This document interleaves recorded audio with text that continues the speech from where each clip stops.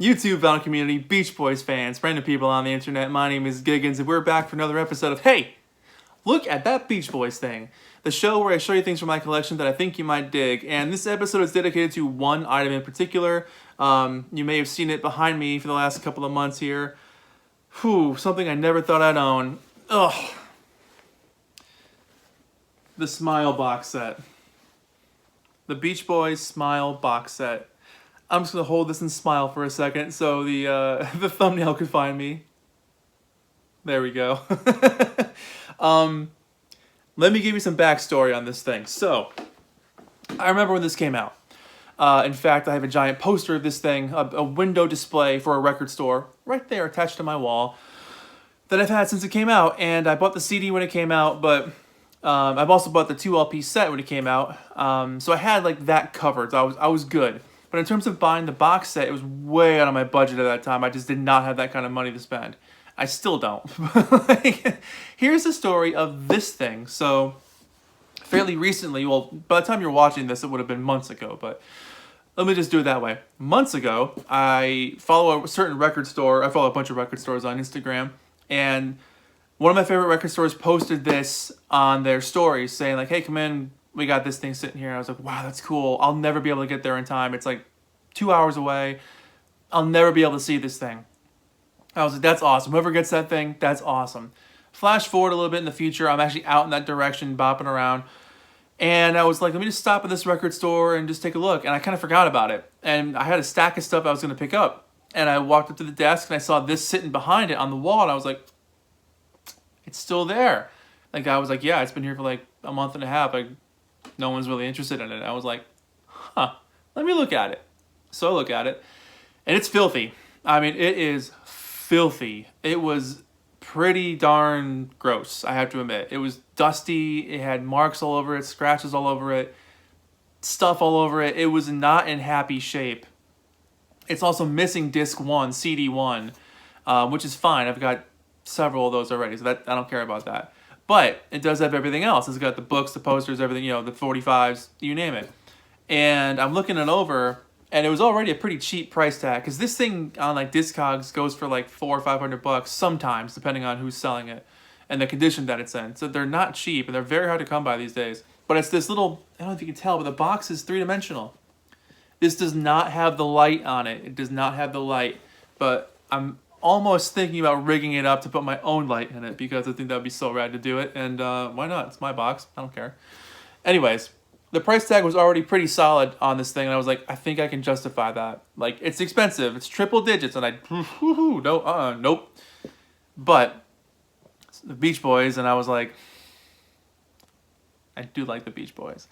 Anyways, he made a discount on it because he wanted to move this thing because it was taking up space, and I was like, fine, I'll do it. So it was much, much cheaper than I thought I was going to pay for it. Anyways, I filmed the video of myself cleaning this up, which you will see shortly as well, because it was just disgusting. Oh my God, you guys. The back cover here was like this filth and dust and grime and crap everywhere. So thank you to Clorox Magic Erasers, Clorox Magic Erasers and Windex. This thing looks absolutely brand new and feels incredible. It feels nice and smooth now, the way it's supposed to feel. The cover's got some creases on it, like in the bottom corner, right there.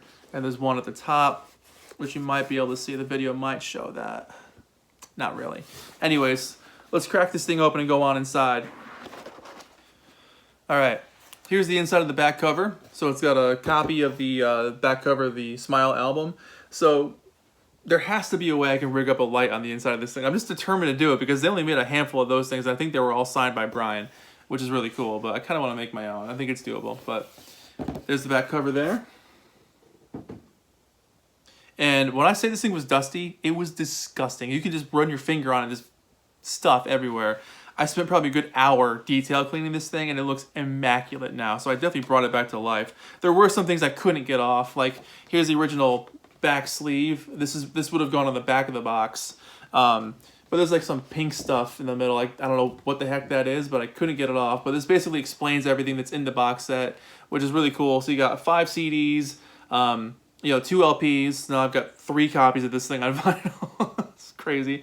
2 7-inches, a 60-page book. notes from the guys, the poster, essays, lyrics, sessionography, all that kind of cool stuff. But yeah, it's pretty rad. So let's show the 45s first. Vegetables backed with Surf's Up. I mean, can you imagine if that was a 45? And they recreated the 60s look. Surf's Up.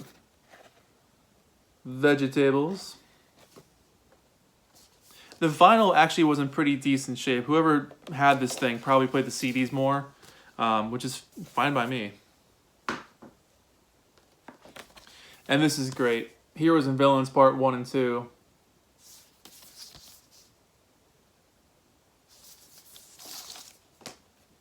So here you go. Heroes and Villains Part 1, Part 2.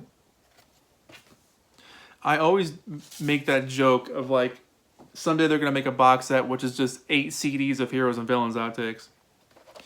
Here's the LP, which again, the cover cleaned up very nicely. Nice and smooth and clean, except for some pink stuff at the top that I just cannot get off.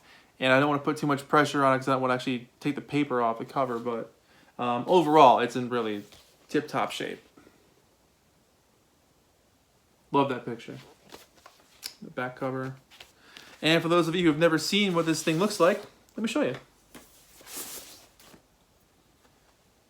Yeah, the record is definitely played. It looks like it's been played like considerably. So I take back what I said before about the records maybe not being played as much. Upon closer inspection with better light again, because it's been a minute since I've looked at this thing. Yeah, it's definitely been played. But it still sounds good. I mean, in a way, I guess it's nice that this thing has use. That means it actually got used. It didn't sit on a shelf and collect, well, it did collect dust. It got used and then forgotten about completely. But yeah, so now I have 3 copies of that darn album on vinyl. Here's the original booklet, which I love this booklet. This was what was going to come inside the Smile album back in the day. This also took a while to clean up, but incredible pictures of the guys. Just some really great shots. The artwork by Frank Holmes.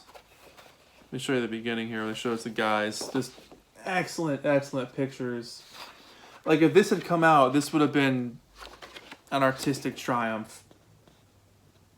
And the packaging would have matched the vision.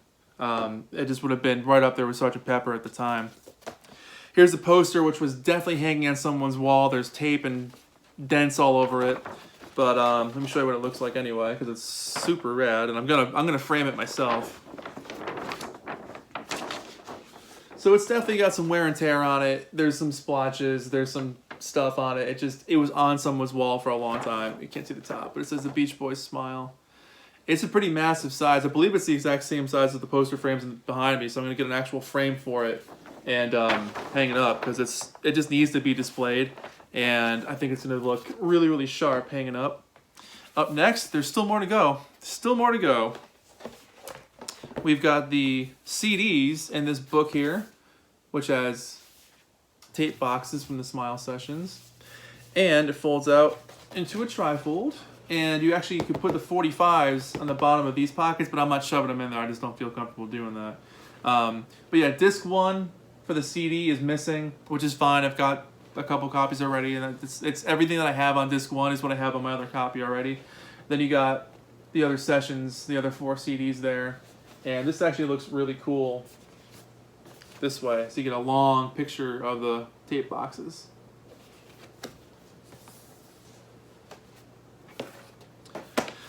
And last but not least, at the bottom was the book, which again took a long time to clean up. It came out really, really well.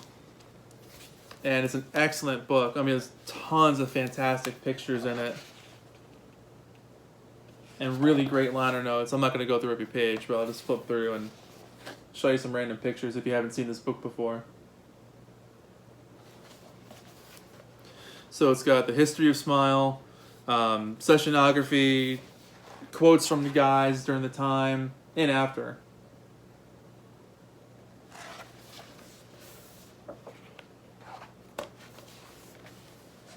And there's some modern essays by Brian, Alan, Mike, and Bruce, which is really cool. So they talk about like looking back on it from 2011 perspective. But there you go. This thing weighs a lot. This thing is heavy as hell. Yeah, it's something I never thought I'd own in my entire life. I can't believe that I had this thing. It's a show piece, it's a display piece, but it's usable at the same time. And it's been sitting up there for the last couple of months in my videos in the background. But I love the 3D box art. It's so cool. It's so fun to own a definitive version of this incredible masterpiece. And I'm just absolutely stoked to have it. And the price I paid for it was so cheap compared to like what they go for online. But the amount of work I put into it to clean it up. You'll see that. I'll post the video. You'll see that soon. This thing was absolutely disgusting. It literally went from looking like a piece of crap to something I'm actually proud to have in my collection, and looks fantastic. So I instantly raised the value on this thing, but it's not for sale anyway. I'm going to keep this thing forever. But yeah, there you go. That's my smile box. If you haven't seen it before, I hope you enjoyed looking at the inside and see what it looks like. If you have seen it before, maybe you just enjoyed having a revisit to it. But that's it. Thank you for watching this episode of Hey, look at that Beach Boys thing. The show where I show you things from my collection that I think you might dig, and I hope you dug this one. My name is Giggens. Thank you so much for watching. I'll see you guys in the next video. Take care. Bye.